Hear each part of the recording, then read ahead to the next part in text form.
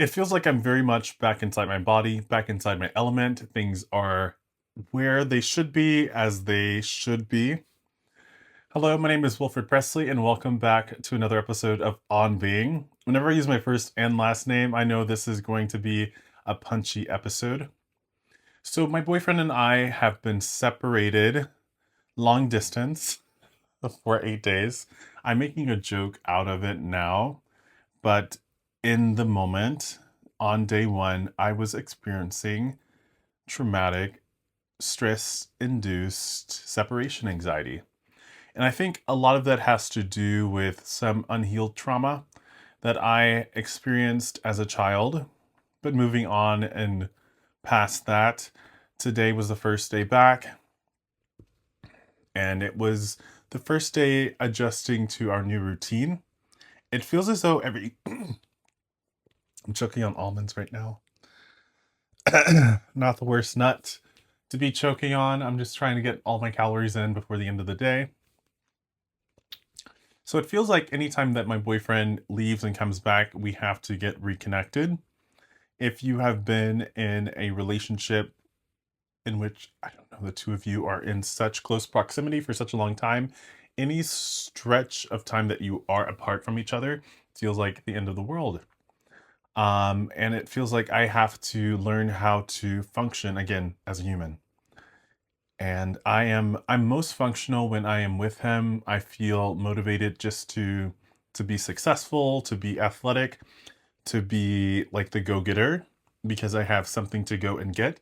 And I think my boyfriend kind of thrives off this dynamic as well. Whenever I talk about glorifying him and kind of worshiping him, he kind of eats this up. And I think a lot of men would. That sort of devotion to another person, I think it feels like validating to your existence. But for me, especially in the beginning of the relationship, it felt very one sided. Like the worshiping was, I was the one doing it. And it worked, I think, for a little bit until I discovered my own self worth and I realized that Felix, my boyfriend, is another human. And I cannot give all of my power away to another person who in the blink of an eye can hurt me in the worst way possible. Of course, I'm speaking from experience, but it goes both ways. And as I am regaining my power in the relationship, and also since he's been back, I I'm taking a moment now as I'm speaking with you, and I'm thinking I'm like reflecting on how my day went. I started today at work. No, that's not true. I start the day at the gym. I start typically every day at the gym. 6 a.m. I wake up and I'm starting to get to the gym as quick as possible. It's a cold day, so I want to get there early so I can leave the gym and then learn as much as I can about money, investments, and also my own fitness brand. Ugh, gassy today. So I can learn about my own fitness brand. And after that, I headed to my part time job. And I stayed there a little bit longer than I would have liked to. But while I was there, I started a new book. Um, and I really enjoyed that. So now I think it's like 5:30, 6 p.m. It's about time for me to get home to prepare for my online class. I'm doing psychology studies online remotely. I'm studying to be a psychology major, and I also need to cook dinner.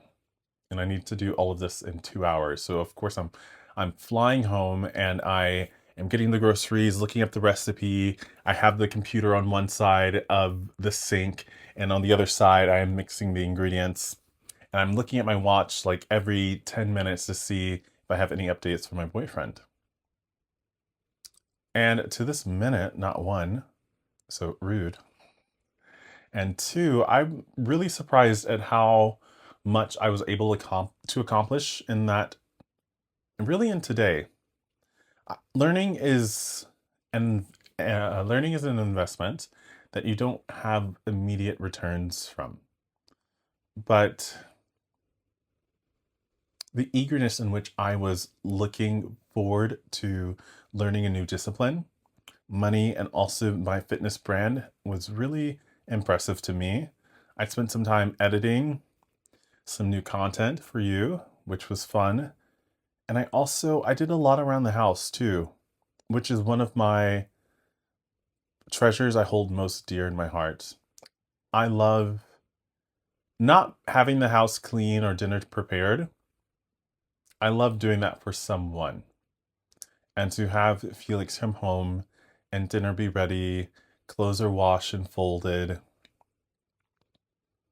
like the kitchen is clean, like this just makes me it's this is how I feel seen because these are things that I care about. I like appearance, how things, appear,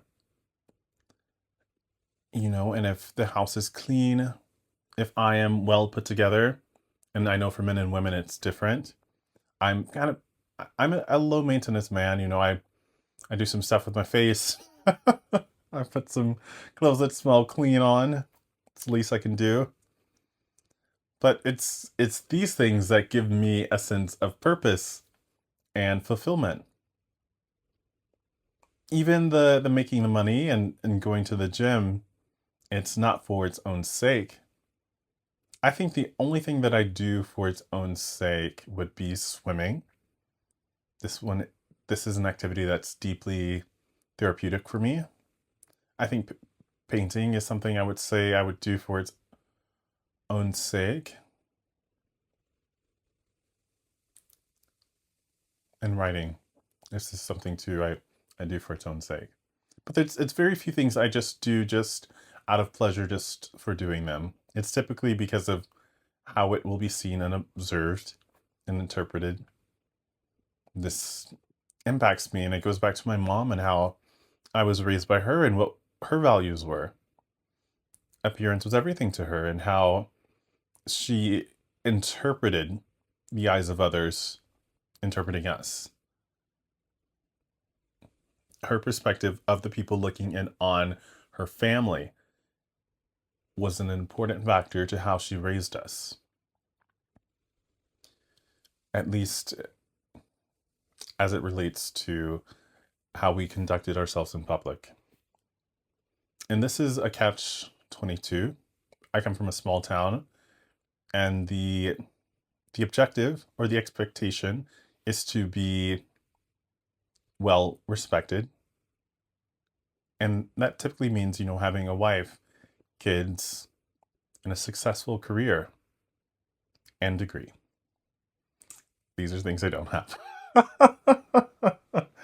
Which is common for this generation, Generation X or Z, or I think it seems very common stance. But something that is coming from this generation is this sense of personal liberty, which I find really inspiring. So even though I may be behind in the traditional sense, my family life, I'm not straight, and also career, I have made strides in my personal liberty, especially this year.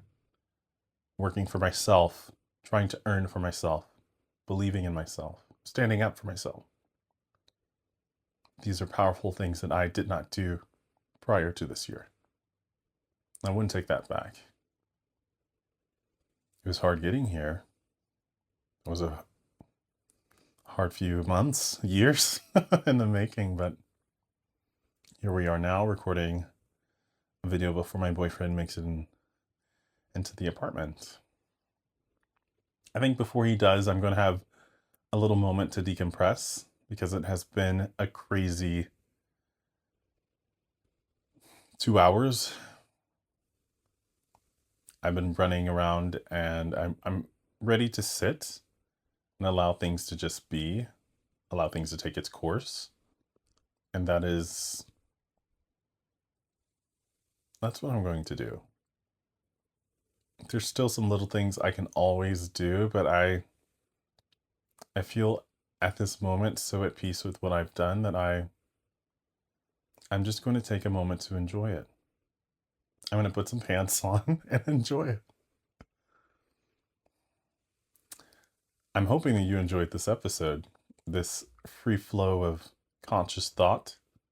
It's been my most unblocked episode that I've recorded since starting this series.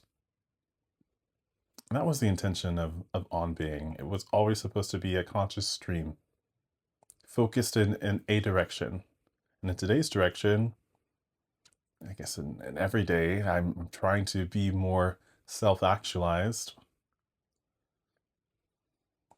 through the eyes of myself.